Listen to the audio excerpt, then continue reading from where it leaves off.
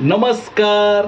बरेच जणांनी मला कमेंटमध्ये विचारलं की दादा बोटनेकचं कटिंग सांगा आणि बंद गळ्याचं कटिंग सांगा. तर हे बोटनेक आणि बंद गळा हे सेम कसं आहे, त्यातलं बदल काय आहे ते मी तुम्हाला सांगणार आहे. तर चला मग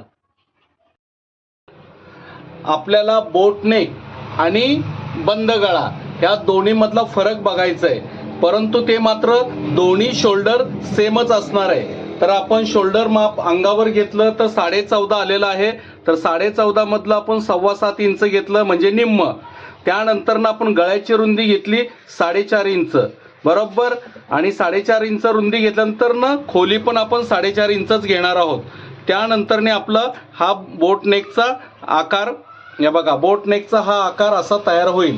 मग एवढं 4.5 इंच रुंदीतून जे पुढे राहील शोल्डर ते आपलं बोटनेकचं असणार आहे बरोबर. मग बोटनेकमध्ये तुम्ही पाठीमागे गळा पण करू शकता किंवा नाही केलं तरी चालतं. आता दुसरी गोष्ट बंद गळा. बंद गळ्यामध्ये काय आहे, जसं आपण बोटनेकला शोल्डर घेतलंय तसंच घ्यायचं. मात्र गळ्याची रुंदी आपण फक्त 3 इंच घेणार आहोत. ही गळ्याची रुंदी 3 इंच आणि मागचा गळा आपल्याला 2-2.5 इंचाच्या हिशोबाने आपण हे घेणार आहोत. आणि त्यानंतर जे राहिलेलं शोल्डर असतं ते तेवढं शोल्डर असणार आहे. पण त्यामध्ये आपण बघा अर्धा इंच एवढा अंतर आपण हे शोल्डरचा असा उतार देणार आहोत. का ते बंद गळ्यासाठी. मग बंद गळ्यात सुद्धा आपण पाठीमागे असा गळा करू शकतो. मग हे तुमच्या लक्षात आलं असेल. तर बाकीचं कसं आहे, जसं उंची अधिक अर्धा इंच वाढवलेलंच आहे माप, छातीचा चौथा भाग अधिक 1.25 इंच घेतलेलंच आहे आणि कमरेचा चौथा भाग अधिक 2.5 इंच मार्जिन घेतलेलं आहे. 1 इंच मागच्या आपल्याला असा डाच मारण्यासाठी आणि बाकीचं 1.5 इंच आपलं कमरेचं मार्जिन असणार आहे. आणि राहिला मुंड्याची खोली. आपण नेहमी मुंड्याची खोली घेतो त्यापेक्षा आपल्याला एक अर्धा ते पाऊण इंच जास्त घ्यावं लागतं. कारण ती बाही बसणं गरजेचं असतं. कारण उतार दिला की मुंडा खाली गेला पाहिजे. बोटनेकला सुद्धा आपला मुंडा खाली गेला पाहिजे बरोबर. त्यानंतर हा झाला पाठीमागचा भाग. मग यानंतर आपण ठेवणार आहोत पुढचा भाग. हे बघा पुढचा फ्रंटचा भाग ठेवणार आहोत. जसं आहे तसंच ठेवायचं. बाकी जसं ह्याला उतार आहे तसाच करायचा. मग हे बंद गळ्यासाठी आहे, हे जे मी बंद गळ्याचं कटिंग केलेलं आहे. पण आता जर बोटनेक असेल तर पाठीमागे जेवढा आपण बंद गळा आपलं बोटनेकचा गळा ठेवला होता ना 4.5 इंच, तसंच आपण पुढे पण आहे ना 4.5 इंच बोटनेकसाठी ठेवणार आहोत. आणि राहिलेलं ही विड्थ आहे ती बोटनेकची असणार आहे.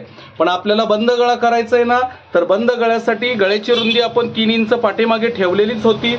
तेवढीच पुढच्या गळ्याची पण खोली आपण 3 इंच रुंदीची आणि खोली जेवढी गळा असेल तेवढा आपण ठेवू शकतो. मग मुंडा मात्र बघा तुमच्या लक्षात येईल की मागच्या मुंड्यापेक्षा पुढचा मुंड्याचा आकार आपण थोडा 1 ते 1 इंचाच्या हिशोबाने आतमधून घेणार आहोत. हा पाठीमागचा भाग झाला. त्याच्यानंतर हा आपला पुढच्या भागाचा हा मुंड्याचा आकार झाला. म्हणजे बघा बंद गळ्यासाठी ह्या पद्धतीने आपल्याला पुढे करावं लागतं जो आकार व्यवस्थित येण्यासाठी. कारण हा भाग जर आपण सरळच घेतला तर इथे प्लेट्स पडू शकतात किंवा तिथं कापड जास्त राहिलेलं असतं. पण एवढा जो असा भाग येतो ना, त्यामुळे इथे फुगा पण येत नाही आणि समोरले बाही पण बसायला व्यवस्थित होते. दुसरी गोष्ट काय माहितीये का, की बोटनेक म्हणत असाल ना, बोटनेकला सुद्धा याच पद्धतीने आपण प्रकार करू शकतो बरोबर. फक्त गळ्याचा रुंदी मोठी असेल आणि खोली लहान असेल. जेवढी रुंदी तेवढी खोली. बंद गळ्याला मात्र 3 इंच आणि खोली आपण पुढच्या गळ्याला घेऊ शकतो.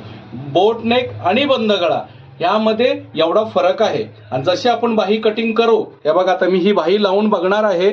तर या पद्धतीने अशी बाही लावून ह्या हिशोबाने मी इथपर्यंत पोहोचतो तेव्हा ही बाही पूर्ण बसते.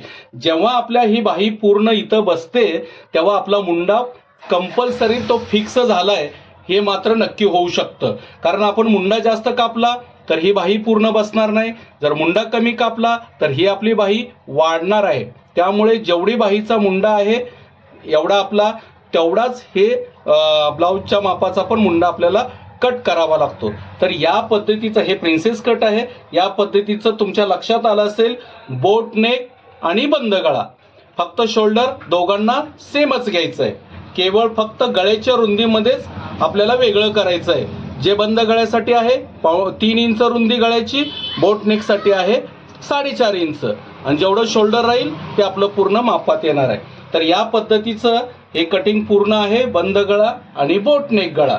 तर बघा, करा प्रयत्न, नक्की होईल.